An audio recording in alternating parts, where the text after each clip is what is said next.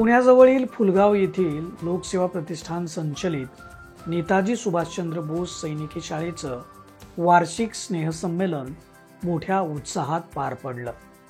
यामध्ये विद्यार्थ्यांनी जय जवान जय किसानच्या संकल्पनेवर नृत्य, गाणी आणि संगीतासह विविध कलागुणांचं प्रदर्शन केलं। लोकसेवा प्रतिष्ठानचे संस्थापक अध्यक्ष दीपक पायगुडे यांच्या संकल्पनेतून हा कार्यक्रम आयोजित करण्यात आला होता।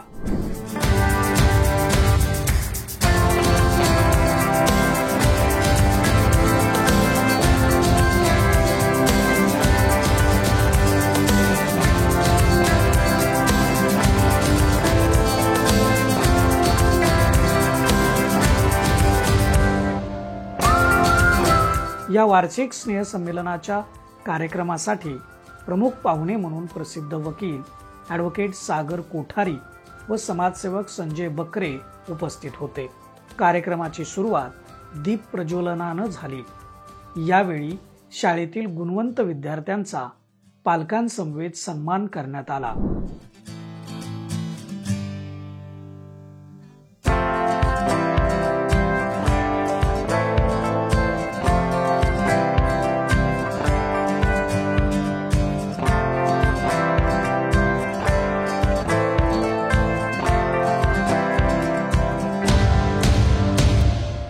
नेताजी सुभाषचंद्र बोस सैनिकी शाळेला 25 वर्ष पूर्ण झाल्यानिमित्त या काळात विशेष योगदान दिलेल्या शिक्षक, शिक्षकेतर कर्मचारी यांचा देखील सन्मान करण्यात आला।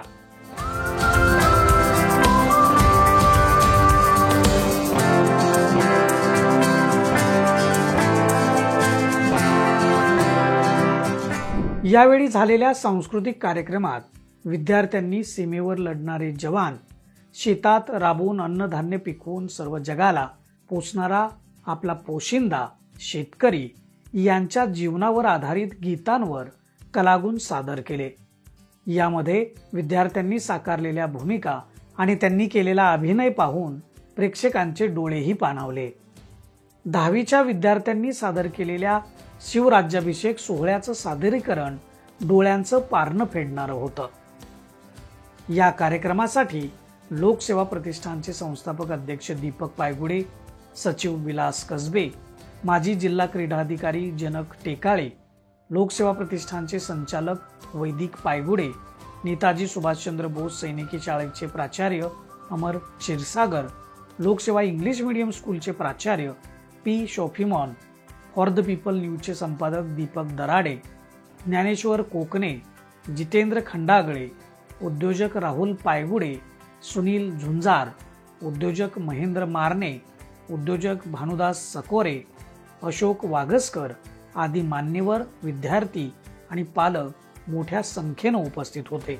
कार्यक्रमाचं सूत्रसंचालन प्रशासन अधिकारी पांडुरंग जगताप, सांस्कृतिक विभाग प्रमुख साधना शिंदे यांनी केलं, तर आभार पर्यवेक्षक भारत पवार यांनी मानले।